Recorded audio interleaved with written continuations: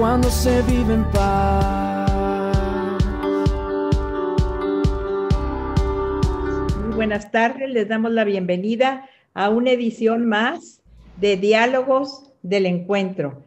Y bueno, pues esta tarde estamos muy contentos de tener con nosotros a una personalidad joven que en algunos casos ya ha participado también en el encuentro, ha sido un apoyador también de pues esta familia del encuentro, y de alguna manera pues estamos viviendo también los jóvenes una experiencia nueva, una experiencia diferente, una experiencia para algunos pues un poco ansiosa de saber qué sigue, qué está pasando, pero pues quiero presentar a nuestro invitado esta tarde. Él es Farid Dieck. Farid es creador de contenido y emprendedor social originario de Monterrey, Nuevo León. Inicia varios proyectos sociales aquí en la ciudad y luego se va ampliando a otros en diferentes colegios y en diferentes instituciones. Durante sus estudios universitarios en Ingeniería de Producción Musical en el TEC, emprende varios proyectos sociales buscando tener un impacto positivo en la comunidad, siendo el mayor éxito una marca de zapatos hecha con suela de llanta, y este fue su inicio en toda esta parte de lo social. Después comienza a crear contenido en redes sociales, compartiendo lecciones. Tiene varias maestrías y doctorados actual. Me da muchísimo gusto también platicarles que pues tiene más de 3 millones de seguidores, y esta tarde está con nosotros para compartir pues precisamente su sabiduría, su emoción por la vida, su trascendencia, y sobre todo, pues contestar algunas de las preguntas que algunos de los que están aquí presentes, que nos están acompañando, le pudiera preguntar. Entonces, Farid, te damos la más cordial bienvenida en este diálogo del encuentro. Gracias por estar aquí. Te dejo para platicar de sentido de vida, que creo que es un momento importante para escuchar cómo en este proceso que estamos viviendo y con cada aprendizaje, pues el sentido de vida pues se va incrementando, se va profundizando y de alguna manera nos va haciendo diferentes. Es todo tuyo y platicamos al final. Muchas gracias, Cristina. Gracias a todos por estar aquí, por invertir un poco de su tiempo en esta conversación. Y el día de hoy efectivamente vamos a filosofar de un tema. Soy un apasionado de la lectura filosófica y todo el tiempo hago preguntas. La filosofía se trata de eso, no de buscar respuestas en sí, sino mejores preguntas. Y creo que una de las preguntas importantes del ser humano es el sentido de la existencia, ¿no? El sentido de la vida. A diferencia, algo que nos distingue de los animales es nuestra capacidad de razonar, nuestra capacidad de significar la realidad, de crear narrativas. Como seres racionales creamos narrativas por las cuales guiamos nuestros actos, ¿no? Nos creamos una idea de lo que somos, de lo que hemos vivido y significamos toda la realidad. A diferencia del animal, por ejemplo, huye del dolor y busca solo el placer. Pero el ser humano puede soportar el dolor siempre y cuando construya un significado o un motivo para soportar el dolor. De hecho, hay muchos filósofos que han hablado de esto, entre ellos Víctor Frank, en el libro El hombre busca el sentido. Seguramente han de estar familiarizados con él. Y hay una premisa muy importante de este libro que tiene que ver con la importancia del sentido de vida, que sugiere que la vida solamente se vuelve insoportable no por lo que uno viva, sino por la falta de significado o sentido a lo que uno vive. Como insisto, seres atravesados por la palabra, por el lenguaje, estamos condicionados a significar lo que vivimos. Y en el momento en que un suceso o la vida misma se vuelve insignificable, entonces deviene insoportable, deviene traumático. Creo que el mundo muchas veces nos presenta con un absurdo que nos sugiere como en ciertos acontecimientos que como si la vida no tuviera un sentido, ¿no? Cuando vivimos muchas adversidades surgen estas preguntas acerca del sentido y nos toca a nosotros la construcción de la narrativa o del mismo, ¿no? Y ahora, con base en esta breve introducción acerca de la importancia del sentido de un para qué que tiene nuestras vidas, quisiera profundizar un poco acerca de ciertas cuestiones filosóficas acerca del sentido y cómo es que nosotros vamos construyendo, ¿no? Se dice mucho, se promueve mucho la idea del encontrar un sentido de vida, ¿no? Como si es algo que está debajo de una roca y que en tu caminar tienes que encontrar esto, como si fuera algo, uno, predeterminado o fijo. Es decir, que no cambia con el tiempo. Uno normalmente habla de mi misión de vida o mi propósito de vida o mi sentido de vida, insisto, como si fuese algo fijo e incambiable. Pero si nos ponemos a profundizar un poco ante esta cuestión que es muy común y muy normal, podemos rápidamente encontrar una incongruencia en esta idea de encontrar un sentido y que sea fijo. Lo único constante es el cambio. Como seres humanos estamos en constante cambio por medio de las experiencias que vivimos. Cada experiencia nueva que vivimos nos hace sutilmente diferentes, ¿no? En tanto pensamiento, en tanto persona, como tú quieras verlo. ¿Cómo podemos esperar, de entrada, que siendo seres en constante cambio, tengamos un sentido o una narrativa fija de las cosas? Es algo pues que no tiene sentido. Yo no soy la misma persona que fui ayer y seguramente después de esta conversación que estoy teniendo con ustedes no seré la misma persona que soy hoy. Los destinos son efímeros, lo que es eterno es el camino. Entonces, he notado a lo largo de mi experiencia y mis filosofadas y lo que he platicado con mucha gente, que muchas personas se frustran, ¿no?, por esta idea de no encontrar un sentido de vida. Insisto, como si fuera algo que fuera fijo y que tienen que descubrir debajo de una roca. Cuando lo que sugiere la realidad, hablando de que lo único constante es el cambio, es que el sentido es algo que está en constante movimiento. Porque proporcionalmente a lo que tú vivas y a los cambios sutiles que tú tengas en tu persona, la narrativa o el sentido va a cambiar proporcionalmente. Y nos podemos apoyar un poco de la lingüística para entender un poco la forma en la que creamos narrativas. Si yo te pongo una oración de palabras y te digo, te quiero, tú vas a creer que el sentido de esa oración de te quiero es algo, como algo afectivo. Pero si yo le agrego una nueva palabra a ese te quiero que contrasta por completo, es decir, imagínate que ahora te digo, te quiero matar, la narrativa o la significación de la oración cambia por completo. Algo completamente diferente a algo afectivo, al contrario, algo quizás negativo. Pero las primeras dos palabras son exactamente las mismas. Entonces, ¿qué nos dice la lingüística?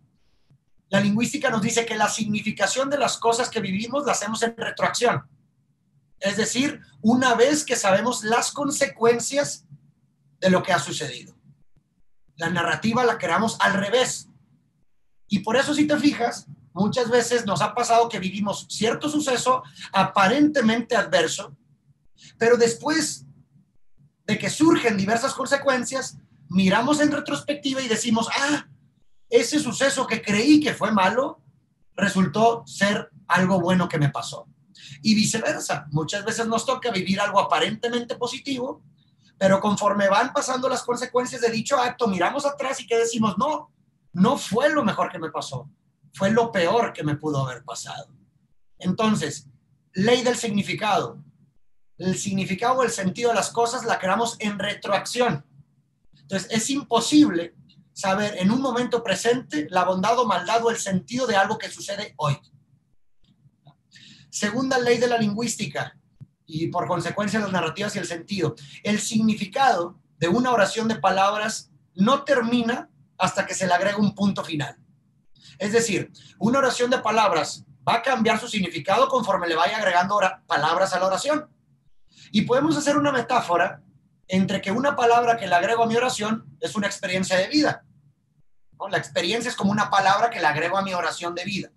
Entonces, mientras la oración no tenga un punto final, el significado está en constante movimiento y puede cambiar porque se lee al revés.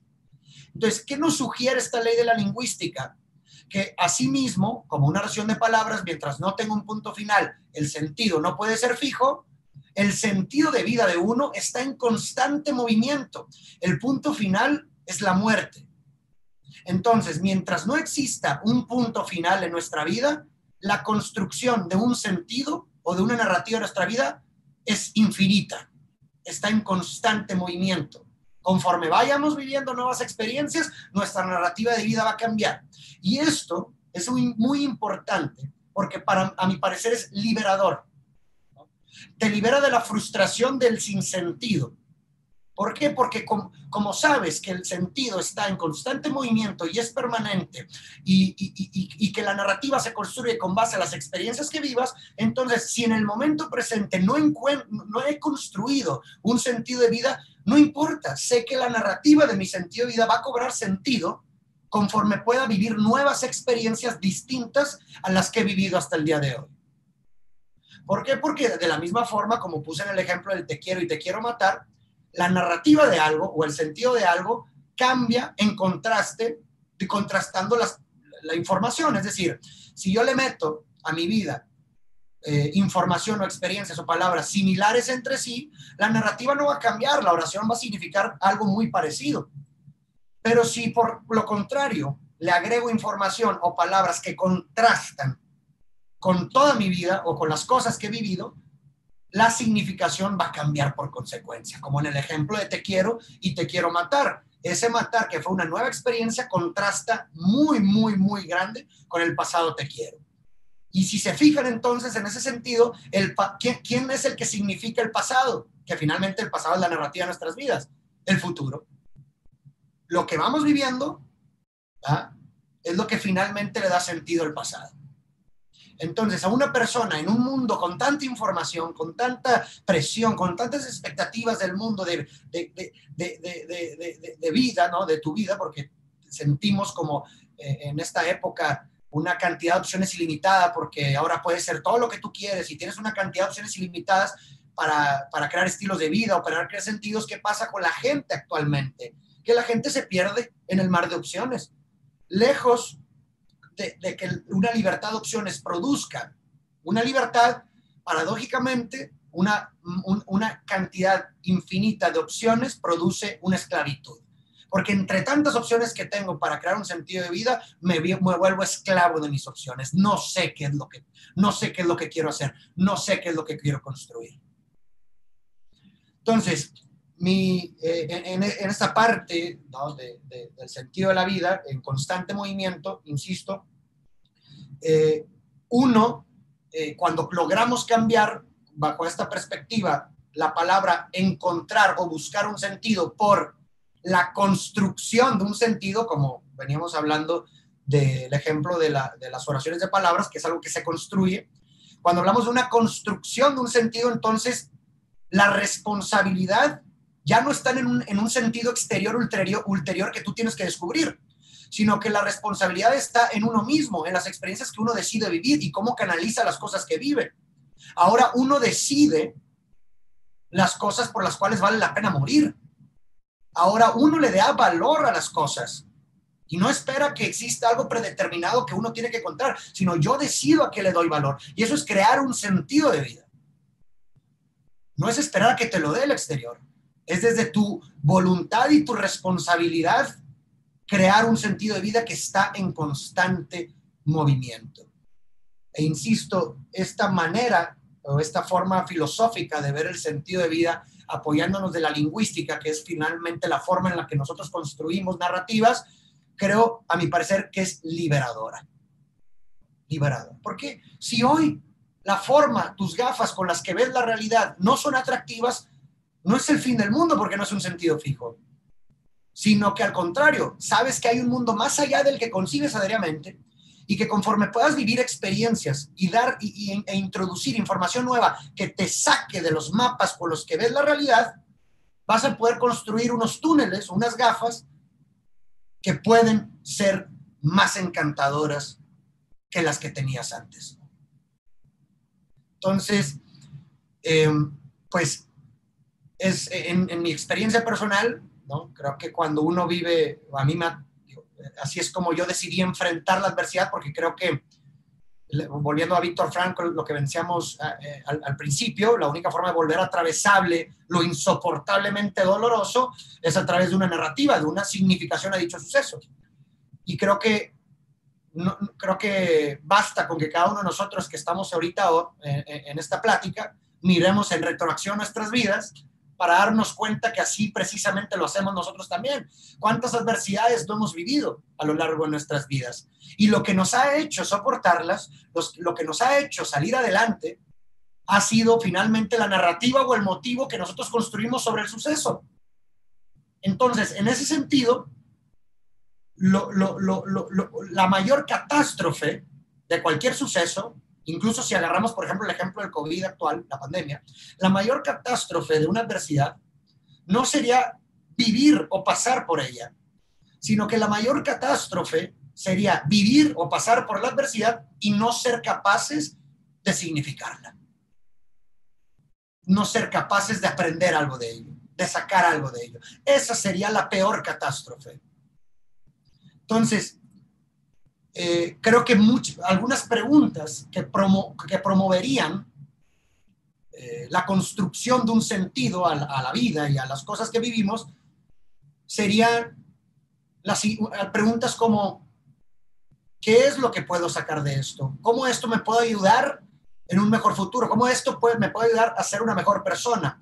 ¿Cómo puedo canalizar las consecuencias, ¿no?, de lo que estoy viviendo hoy para tener un futuro mucho más iluminador?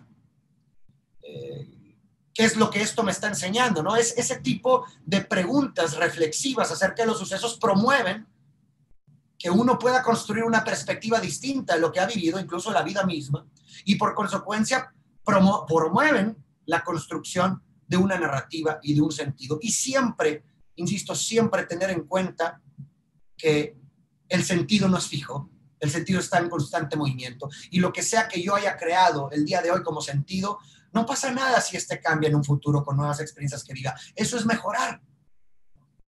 Porque muchas veces también nos pasa eso, que creemos la idea del sentido fijo y predeterminado y que lo encontramos y guiamos nuestros actos por este sentido, y de pronto la vida nos da una información nueva que nos hace cambiar de giro, y luego nos autoculpamos a nosotros mismos. ¿Por qué? Porque toda nuestra vida creímos que vinimos para cierta cosa, o creímos que era nuestro sentido, y de pronto la realidad nos da por otro camino y creemos que todo eso fue desperdiciado.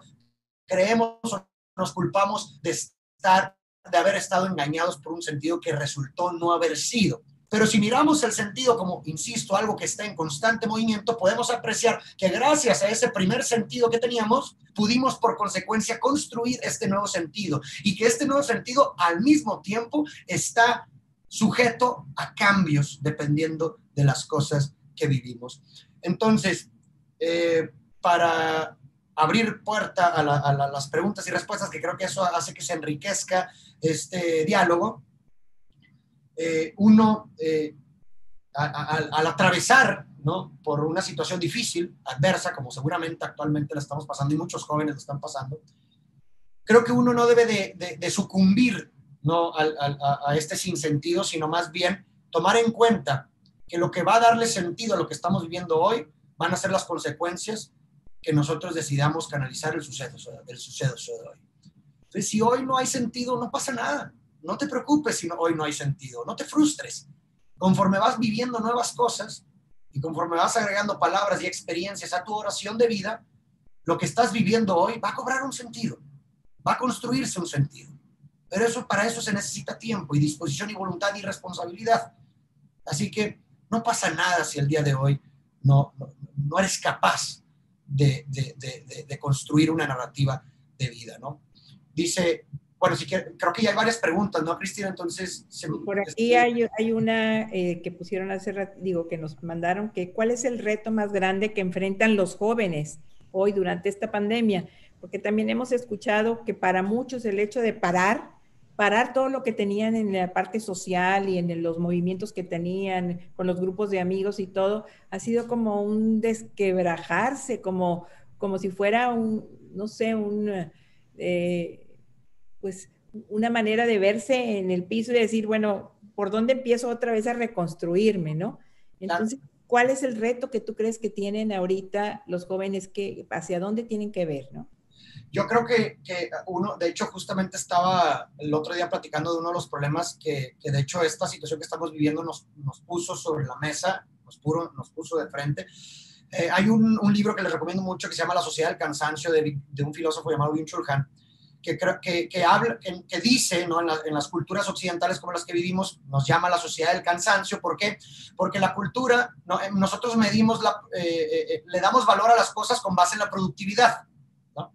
Es decir, como así funciona nuestro sistema económico, una empresa cobra valor con base en su productividad y para que haya productividad tiene que haber consumo. Entonces, toda la mercadotecnia, toda la publicidad, toda la información que se da gira en torno al consumo y a la productividad. El problema es que, ¿qué pasa con esto? Que estas leyes de productividad las interiorizamos en nosotros mismos y ahora nosotros tenemos que ser productivos y nosotros nos medimos a nosotros mismos con estas métricas. Entonces, en el momento en el que uno no puede ser productivo, lo que sea que productivo signifique, ¿verdad? El único culpable es uno mismo. Uno se reprocha a uno mismo. ¿Por qué? Porque tenemos que ir por más y tenemos que siempre hacer y hacer y hacer y ir por metas cada vez más grandes, ¿no? Entonces sucumbimos a estas métricas de éxito que nos otorga el otro, que nos otorga la sociedad, ¿verdad? Sin ni siquiera mirar al interior y determinar y reflexionar si estas métricas y estos objetivos realmente son nuestros, porque no lo son, ¿verdad? Entonces nos tratamos como máquinas productivas que finalmente llega el cansancio como límite, ¿no? Cuando ya estás agotado, viene el cansancio y ponerse como límite y a surgirte estas preguntas de por qué estoy haciendo esto que estoy haciendo. Y por eso somos la sociedad del cansancio. Entonces, ¿qué pasó ahorita con la pandemia? ¿Qué viven muchos jóvenes? Y esto es algo que una vez hablé en una conversación y a muchos jóvenes les hizo mucho sentido. ¿Por qué? Porque se identificaron. Los jóvenes siguen métricas de éxito otorgadas por el otro. Asocian, ¿no? Asocian las recompensas emocionales con ciertas cosas que ni siquiera son de ellos. Es decir, una persona dice, yo quiero ser presidente o yo quiero ser un emprendedor, pero lo que realmente quieren no es ser emprendedor o no ser presidente, simplemente quieren la recompensa emocional asociada con el ser emprendedor. Como es algo que toda la publicidad y que todas las personas ven como algo honorable y como algo de estima, lo que la joven quiere simplemente es esa recompensa emocional, pero no quiere ser emprendedor, ¿sí me explico? Entonces, cuando se meten en estas dinámicas de productividad y de leyes o de expectativas de los otros, que las apropiamos, el único culpable es uno mismo. Porque cuando agarras cosas que son del otro, cuando te guías por expectativas del otro, ¿qué pasa cuando finalmente llegas ahí? Te das cuenta que no era lo que querías. Te das cuenta que eso no es lo que querías y que estuviste siguiendo una vida que no querías para ti. Entonces ahí surge, ¿no? Todas estas preguntas, todo este detenimiento que nunca nos paramos a detener para contemplar si los valores o los objetivos o los sueños que tenemos realmente son nuestros o nos los están dando el otro, ¿verdad? Entonces creo que eso es uno de los grandes problemas y afortunadamente, me parece, esta situación de la pandemia nos vino a poner de frente como un espérate, detente y reflexiona, haz introspección, o sea, tienes la oportunidad hoy, escucha, o sea, es como un stop para mirar en retroacción tu vida, ¿no? Y ver realmente por dónde has estado, ¿no? Esto es una de las consecuencias que ha surgido con base en esto. Y creo que esa es una de las preguntas que pudieran ser interesantes que nos hagamos los jóvenes actualmente, ¿no? Si los objetivos y las métricas de éxito que tenemos para nuestras vidas son realmente nuestras o simplemente estamos sucumbiendo a las expectativas o a las ideas de otras personas, porque eso sucede todo el tiempo, y es una causa de sufrimiento y de malestar y de crisis para muchas personas. Por aquí hay una pregunta que dice, si el sentido de vida está relacionado con el momento que se vive, ¿qué pasa con los adultos mayores que a veces no tienen mucha esperanza para el futuro? O sea, ¿qué ha creado la sociedad como imagen de un adulto mayor para que pierdan la esperanza de vida?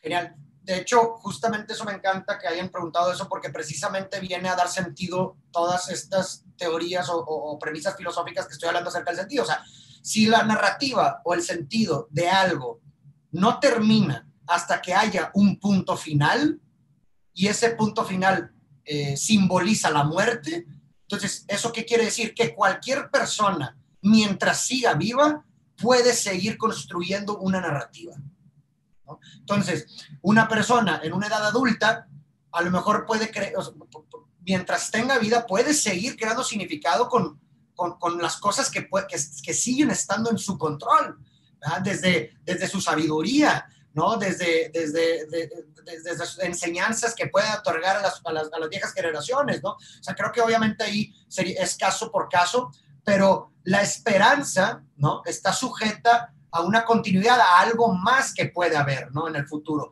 Y creo que mientras siga vivo la persona, mientras no haya un punto final, tiene todavía la capacidad de seguir experimentando cosas nuevas que le crean una narrativa de vida y un sentido en el momento que esté viviendo, ¿no? Muy, muy padre, Farid. Hay alguien que pregunta cómo evitar sentir culpa por las experiencias pasadas. O sea, ¿cómo nos está deteniendo esto para autoconocer y tener un real sentido de vida? Genial, me parece una pregunta magnífica. Hay un concepto que elaboré que le llamo la paradoja del hubiera. ¿Por qué paradoja del hubiera? Porque nosotros normalmente cuando nos atamos a una experiencia del pasado, lo hacemos siempre pensando en el hubiera, ¿no? Como si yo hubiera tomado otra decisión o si yo no hubiera hecho lo que hice, mi vida, necesariamente hubiera sido mejor. Así somos idealizadores, es decir, cuando miramos al pasado y decimos que hubiéramos cambiado algo, pensamos que necesariamente ese cambio iba a ser positivo. ¿Cuál es la paradoja?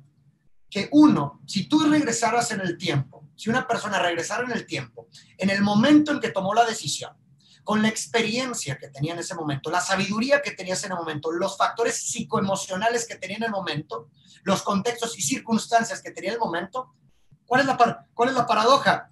Que va a seguir tomando la misma decisión una y otra y otra y otra vez. ¿Por qué? Porque en ese momento de tu vida en el que tomaste la decisión, no tienes la sabiduría que tienes hoy por medio de la cual te juzgas. Entonces, es absurdo condenar la ignorancia del pasado desde la sabiduría presente. Es completamente absurdo y paradójico, porque si volvieras en el tiempo, tomarías la misma decisión una y otra vez. Eso por un lado. Y por otro lado, si volvemos al punto que hablábamos de la lingüística, de cómo la narrativa de las cosas es en retroacción, es decir, no hay suceso bueno ni malo, solamente sucesos con diferentes consecuencias, y la bondad y maldad del acto lo hacemos con base en las consecuencias que tuvo, entonces, mientras no podamos vivir las consecuencias de un acto, es imposible poder, y haber hecho otra cosa hubiera sido mejor. ¿Por qué? Porque es igual de válido decirte que pudo haber sido peor. No lo viviste, no viviste la otra decisión, no viviste la otra realidad. No puedes saber que pudo haber sido mejor. Pudo haber sido peor. Entonces, creo que esa racionalización, esa forma de ver el pasado, no como un lugar para estar estancado, sino para agarrar las lecciones y poder seguir caminando el día de hoy y construir un mejor futuro, es una forma, ojo, de significar la experiencia, es una forma de darle sentido. Hay un proverbio en una tribu en África que se llama, la tribu Akan, en Ghana, hay un proverbio que se llama Sankofa, que se simboliza con un ave que estaba mirando hacia atrás, tomando un huevo que se le quedó en el camino. Y la premisa de este símbolo de Sankofa es decir o sugerir que no está mal regresar al pasado por aquello que has olvidado, siempre y cuando te sirva para seguir caminando. Entonces, el ave mirando hacia atrás y tomando el huevo simboliza esta mirada al pasado, ¿no? Este viaje al pasado de forma psíquica a recuperar el huevo que simboliza las lecciones del pasado, ¿no? Retomar el huevo, ¿para qué? Para que puedas seguir caminando gracias a la significación de la experiencia del pasado a través de las lecciones. Entonces, creo que Sankofa, este proverbio nos puede ayudar a mirar al pasado de una forma diferente. Qué hermoso es podernos ir dando cuenta, porque aquí hay una pregunta que dice, ¿cómo darte cuenta que vives engañado? Porque así, cuando no te gusta lo que estás haciendo y pierdes el sentido de vida, puedes estar o comparándote y queriendo vivir la vida de otros o engañándote. ¿Cómo puedes contestarles a esto, chicos? A ver si entendí. ¿Cómo puedes darte cuenta que te estás engañando con lo que estás haciendo? Así es. Yo creo que haría una pregunta muy estoica, ¿no? Y en lugar de me gusta no dar respuestas, me gusta mejor dar mejores preguntas, que es la esencia de la filosofía. Entonces yo le diría a esta persona, ¿qué es lo que haces y para qué lo haces? Si la respuesta no te satisface, entonces hay algo que modificar.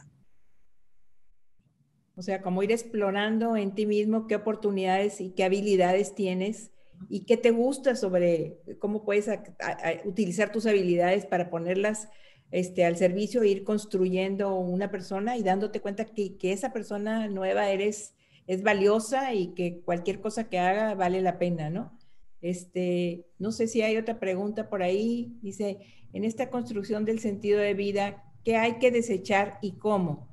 ¿Y qué sí hay que hacer en esta construcción? ¿Cómo se alimenta? No sé, la voluntad o la decisión, ¿no?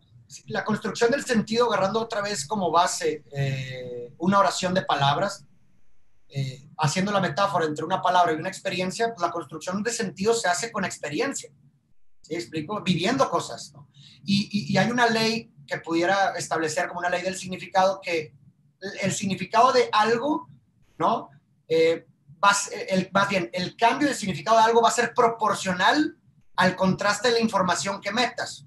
Es decir, yo ahorita, en el momento presente, yo tengo cierta información con base en todo lo que he vivido. Yo tengo una identidad actual, ¿no? Y es como pienso y mi forma de ver la vida actualmente en este momento. Entonces, el cambio de mi identidad y de mi forma y de mi ideología y de mi cosmovisión de la vida va a ser proporcional al contraste de la experiencia que viva. Es decir, si mañana vivo algo sumamente contrastante a todo lo que he vivido anteriormente, mi identidad va a sufrir un cambio proporcional. Si mañana, que no sé, una persona que amo muere, el día de mañana, mi forma de ese contraste, porque es algo que no se vive comúnmente, constantemente, es una información que contrasta toda tu vida.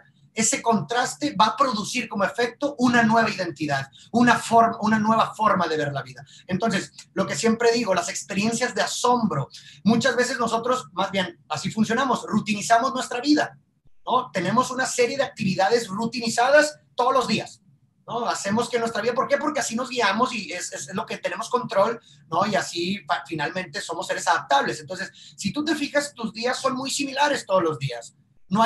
Se normalizan y es la forma con la que ves el mundo y crees que es todo lo que hay.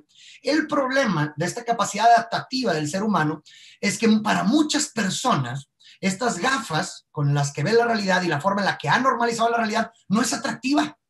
Estas gafas son desencantadoras completamente. No causan ningún encanto ni atractivo y el problema es que confundimos este mapa, estas gafas, con lo que es el territorio de la realidad y creemos que es todo lo que hay. Entonces, con base en esta ley que establecemos del significado del contraste de la información, podemos decir que las experiencias de asombro, ¿cuáles son las experiencias de asombro? Son experiencias que nos sacan por completo de lo que concebimos diariamente en nuestras vidas, no sé, una conversación profunda con otra persona, ir a un lugar natural que nunca habíamos visto y que vemos una vista, ¿no? Todo ese tipo de experiencias novedosas en nuestra vida, ¿qué es lo que nos dan? Nos dan a entender que hay un mundo más allá del que concebimos diariamente y que el mapa con el que vemos nosotros la realidad no coincide con el territorio. Y por consecuencia, te hace entender que puedes seguir modificando estas gafas con las que ves la realidad para encontrar o construir unas gafas que sean mucho más encantadoras que las que has tenido anteriormente.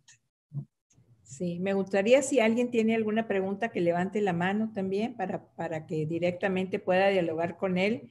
Por aquí también nos dice Lisbeth Marín, ahora, ¿cómo hacerlo y de qué forma? ¿Podrás poner ejemplos? A lo mejor el de tu vida, o sea, cómo fuiste caminando y cómo... Claro.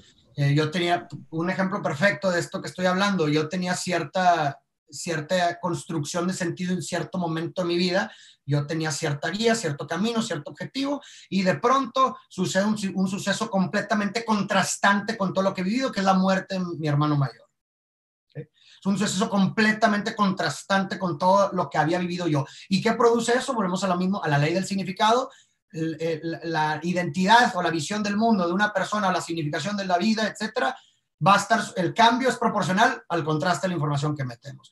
Vivo este suceso, mi construcción, el sentido que tenía construido hasta cierto momento sufre un cambio completamente radical hacia otro lado completamente, ¿no? Hacia un lado más filosófico. Encuentro una pasión por la escritura, por la lectura filosófica, por el pensamiento, la contemplación, la reflexión, la poesía y demás, y eso fue un detonante para esa producción del cambio de sentido y esa modificación de las gafas con las que veía la realidad, fue ese suceso contrastante. Ojo, esto no quiere decir, ¿verdad?, que para que se produzcan estos cambios de visión y de identidad y de sentido, tengas que necesariamente vivir algo insoportablemente doloroso, para nada. Somos seres somos individuos, somos sujetos, somos subjetivos, es decir, lo que a lo mejor para mí me puede producir un gran cambio en mi vida, a lo mejor para ti no. El punto es que la información o la experiencia que tú metas a tu sistema contraste con la información que ya tienes si quieres producir un cambio. Pero insisto, eso lo puede producir una lectura, un simple libro. Leer un libro puede producir, porque estás metiendo información a tu sistema, y a lo mejor leer un libro de cierto tema que nunca habías contemplado en tu vida y que no tenías ni idea de ese tema, puede producir, ¿no?, ese contraste y ese cambio de visión, ¿no? Entonces, yo lo que sugeriría es eso, o sea, tratemos de meter en nuestros días novedad en cierta forma. Una novedad puede ser leer un nuevo libro de un tema que nunca habías aprendido. Novedad puede ser una actividad completamente nueva en la naturaleza, a lo mejor nunca vas. Novedad puede ser tener conversaciones profundas con tu familia, que a lo mejor nunca has tenido. ¿Sí me explico? Eso es novedad. Y eso es información que contrasta con la información que ya tienes en tu sistema, ¿no? Por ahí pregunta Guillermo, para Guillermo Sáenz, dice, qué peligroso y frustrante saber que con quien me relaciono va a estar cambiando constantemente o va a tener un constante cambio. ¿Qué le diría? Digo, depende con el cristal con el que mires, todo es terrible, todo es horrible, terriblemente bello. O sea, creo que nosotros podemos tener una expectativa de la realidad, pero la realidad puede ser dolorosa, ¿no? Es decir, la verdad no tiene ninguna obligación de ser como tú quieres que sea, ¿verdad? Y la verdad de las cosas es que si nos vamos en el sentido estricto de las cosas, todos cambiamos con base en experiencia, porque así como puedes ver el punto de vista negativo en el sentido de que no quieres que la persona cambie, entonces también eso aplica para las cuestiones positivas, es decir, que entonces esa persona puede mejorar, no puede ser mejor persona. O sea, estás tratando de encapsular a una persona que no es tu propiedad, ¿verdad? Estás tratando de encapsular a una persona a que sea fija y a que sea como tú quieres que sea. Para mí eso no es, eso es frustrante para la otra persona, a mi parecer, ¿no? O sea, creo que lo único constante es el cambio, y si tratamos de oponernos a lo incontrolable, si tratamos de oponernos a ejercer control hacia aquello que no podemos ejercer control, estamos condenándonos, pues es una prescripción a una vida miserable. ¿Por qué? Porque la realidad siempre te va a demostrar lo contrario, y eso va a crear resentimiento. Sí, y creo que el ir creciendo y ver a la otra persona también en movimiento, pues esto genera pues crecimiento mutuo, ¿no? Cuando ves que a otros, y precisamente para eso estamos aquí, para de alguna manera ir compartiendo quiénes somos, qué hacemos, cómo lo hacemos, y que esto pueda producir un crecimiento en el otro independientemente de hacia dónde va, ¿no? Y generar esto. Pregunta Lorena Basaldúa, ¿qué libros recomiendas que se relacionen con estos temas? Bueno, de entrada, algo sencillo de leer y creo que habla mucho de este tema es el que comentaba al principio, El hombre en busca de sentido. Es un libro muy, muy conocido de Viktor Frankl. No es una lectura difícil, no es una lectura pesada, y creo que tiene mucho, mucho que aportar sobre este tema del sentido. Si quieren un poquito ya más profundo y filosófico, les recomiendo a El mito de Sísifo de Albert Camus, es un filósofo francés que también habla sobre una perspectiva a lo mejor diferente acerca del sentido. Creo que esos dos libros pudiera dejarlos como de tarea sobre el tema del sentido en sí de la vida, ¿no? Uno fácil de leer, que es El hombre busca el sentido, y otro a lo mejor un poquito más profundo, más complicado, que es El mito de Sísifo, ¿verdad? ¿Qué te definió a ti para ir sumándole a la filosofía moral que estudiaste, las ciencias de la felicidad, la inteligencia emocional? O sea, ¿cómo fuiste dando estos pasos? ¿Cómo fuiste integrando quien ahora eres y a lo que te dedicas? Pues mira, fíjate que siempre, o sea, ya cuando miras en retroacción, en retrospectiva, muchas cosas cobran sentido, volvemos a lo mismo, así creamos narrativas. Pero cuando me remonto al momento presente de cada suceso, creo que cobra mucho sentido la forma en la que yo me identifico como un peregrino, y voy a hacer una distinción. O sea, normalmente se dice que la vida es un viaje, ¿no? Hay incluso eslogans o frases que dicen, la vida es un viaje, ¿no? Bla, bla, bla. Pero yo no me identifico con un viajero porque un viajero va de un destino a otro, tiene un destino en específico, ¿verdad? Pero a diferencia del viajero, el peregrino construye su camino al andar, porque sabe que lo único constante es el cambio y conforme las experiencias que va viviendo en el hoy, su dirección puede cambiar. Y lo que sea que está haciendo en el momento presente, él sabe que lo va a llevar a donde tiene que ir. Y va a llegar a ese lugar donde tiene que ir y lo que haga en ese momento lo va a llevar a otro lugar al que tiene que ir, ¿no? Entonces, volviendo al mismo punto, los destinos son efímeros, el camino es eterno. El sentido del peregrino es el camino, no el destino, es el camino, es bailar y cantar mientras la música suena a través del camino. Entonces, en ese sentido, todos estos pasos a lo largo de mi caminar que he dado han sido simplemente consecuencia de enfocarme en lo que estoy haciendo en el momento. Me adentré a la filosofía mucho y eso me hizo entonces llevar a estudiar filosofía moral. Estudié filosofía moral y eso me llevó entonces a pensar, oye, ¿sabes qué? Ahora quiero estudiar esto. Y así me he ido. Y cuando me preguntan actualmente, oye, ¿cómo te ves en 5 años? No contesto la pregunta porque digo, no lo sé. Lo que sea hoy me va a llevar a lo que esté haciendo en 5 años, pero no me preocupo, ni me frustro, ni me esmero por no tener una visión de lo que voy a estar haciendo 5 años. Al contrario, creo que esa energía y mente la enfoco en lo que hago hoy y sé que si lo que hago hoy lo hago con excelencia, entonces voy a estar en un lugar en 5 años en donde quiero estar. Me parece maravilloso. Y desde la inteligencia espiritual, pues darnos cuenta, Farid, en este momento en el que pues estamos viviendo esta situación, para algunos desequilibrio, para otros ansiedad, para otros no hemos aprendido a ver qué sigue y demás. Lo principal desde esta inteligencia espiritual es darnos cuenta que tenemos capacidad de generar herramientas, que el ser humano viene previsto de estas herramientas y que este momento que está viviendo la juventud, como los adultos mayores, como incluso los niños, es una oportunidad definitivamente, sobre todo en la juventud, ¿verdad? Pues ese desquebraje que pudieron haber tenido al parar con todo lo que estaban viviendo, poderlo unificar como un rompecabezas y poder definir quién soy, hacia dónde voy, ¿no? Exacto. Y creo que Sí, perdón, termina. No. Creo que lo que dices me parece súper valioso en el sentido de que es momento de darle un valor a la no acción, al no hacer. Porque somos una sociedad que estamos llevados por el hacer y hacer y hacer más, ir por más, ir por más. De pronto viene la pandemia y nos dice detente, no hagas más, ¿verdad? Detente, hay no acción. Y en este silencio y en este detenimiento, de pronto nos encontramos con un tesoro de respuestas que de otra forma no hubiéramos encontrado si no hubiera habido este detenimiento. Entonces, creo que le debemos de dar un valor al detenimiento, al descanso, a la contemplación, a la reflexión, al silencio, porque con un equilibrio y una conjugación entre la no acción y la acción se produce un saber hacer, que es muy diferente a un hacer de más.